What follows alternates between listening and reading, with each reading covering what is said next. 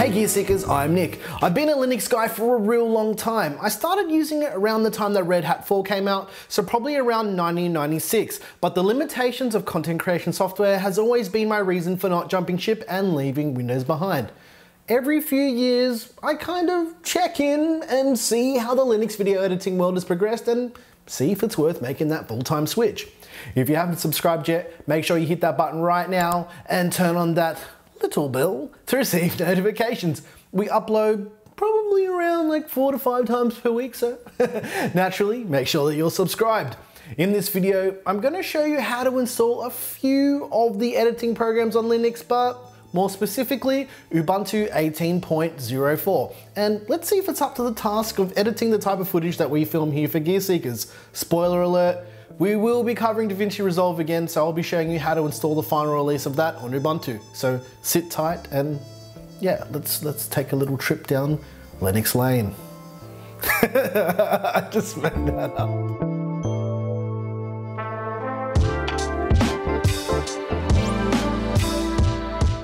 This video is brought to you by Cooler Master and the Master Liquid ML360R, featuring a dual chamber design, 360mm radiator, and 3 addressable RGB fans. Find out more about the cooler in the link in the description. In these, let's call them tests, we're only going to see if these programs are capable of playing back and color grading the highest end footage that we use here for the channel. That to us is very important given the amount of videos that we produce on a weekly basis. The caveats for this video go a little something like this. This video is geared towards seasoned video editing professionals and people with specific workflow requirements like us and not the hobbyists. The argument can be had that these programs are capable of editing videos and can do the job easily, but can they do the basic things that we do here at Gear Seekers? The basic things to us are the most important part of our workflow. Okay, with that said, let's talk about the most specific requirements. Firstly, the solution needs to be free. Any programs that cost money, they're out. We're not going to look at them. We already pay for our Adobe Creative Cloud subscription, so we don't want to spend any more money. That's pretty standard, right? We shoot everything in UHD 4K, and more specifically, the footage is encoded with the Avid DNX HRHQX codec with a bitrate of 1.5 gigabits. So about 10 times the bitrate of shooting 4K 10-bit long op on the Panasonic Lumix GH5 internally.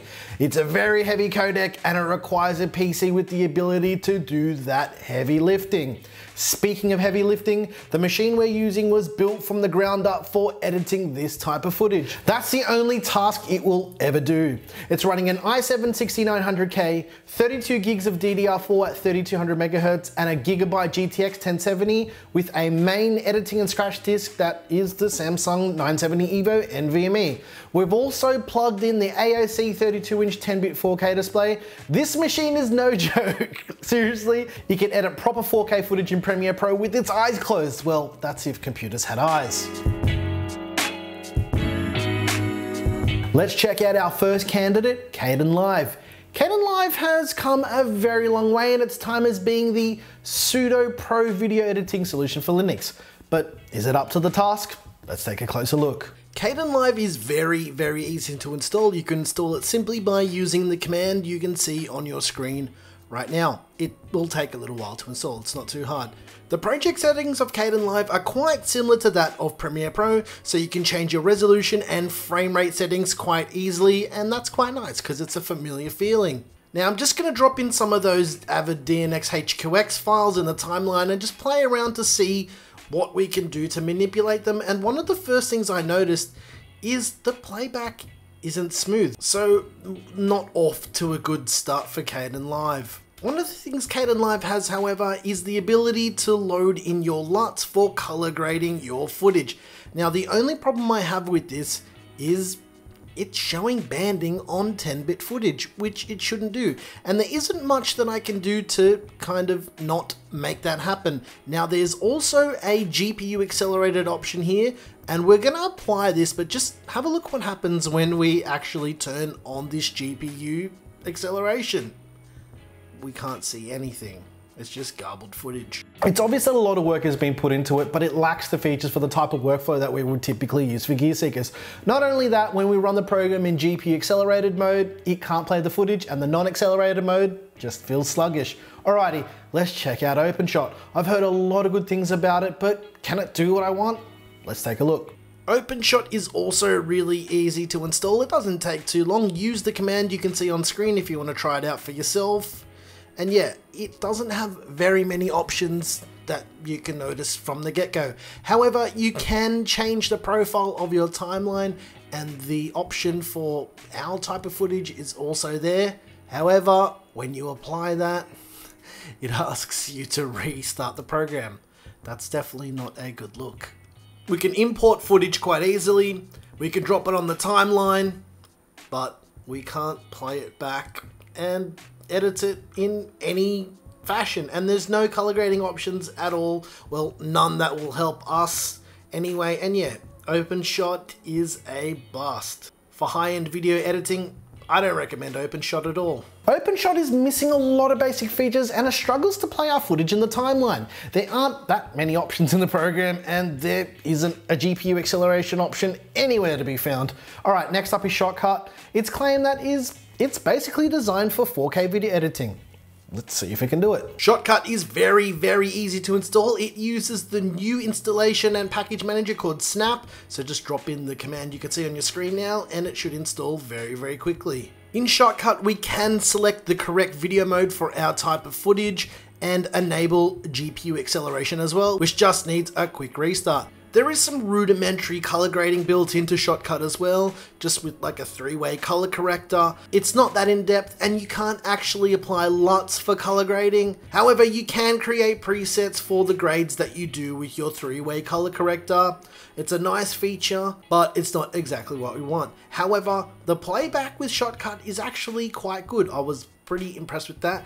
I think Shotcut is probably one of those programs that I'm gonna keep my eye on, and yeah, it's pretty promising. Shotcut is a pretty promising program. It's got GPU acceleration, supports external monitors, but it's missing some basic LUT and color grading options. That just won't work for our workflow. I reckon Shotcut is the one that we'll probably keep our eye on. Last but not least, let's check out Davinci Resolve. We did an install guide for Resolve 15 on Ubuntu. You can check that out in the top right hand corner right now, but sit tight because I'm going to give you guys an updated install guide for it. Although Ubuntu isn't technically supported, it's actually pretty easy to install. Let's check it out. This is kind of a quick install guide for Resolve on Ubuntu, and there are a few prerequisites, and this is for an NVIDIA GPU if you have one. It shouldn't take too long to download those things. I mean, it's just dependent on your internet connection. One of the most asked questions on the last Resolve video I did was about a fakeroot error. Guys, just install fakeroot and it will fix the problem that you were having. Now, I'm not going to go into this too much. If you're interested in seeing how to get this part of the installer working, just look at the video in the top right hand corner right now and it'll explain how all of that works. However, the make deb install script is updated, and yeah, you can check that out on the other video that is in the top right hand corner right now. Once the deb package is made, just run this command that you can see on screen and it will install Davinci Resolve, and away we go. Now, if you didn't run into any problems, you will see the welcome screen for Resolve, and yeah, just click and skip through all the mumbo jumbo at the start to start editing.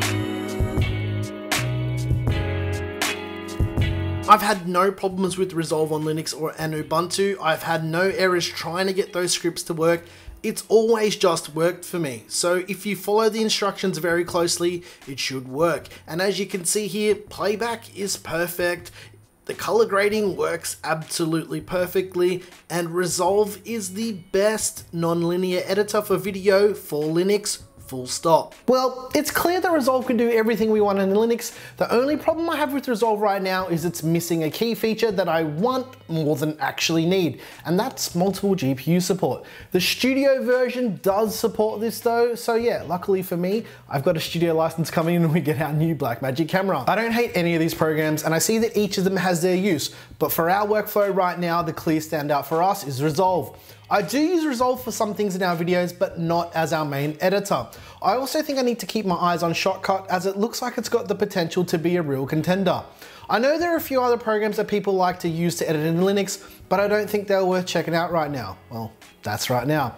If you guys have any suggestions for programs you think that we should check out in a follow-up video in the future, let me know in the comments. Hopefully this video helped you decide on what you want to try out, and maybe it didn't, or yeah, who knows? Who knows? We've got stupid workflow, so I mean,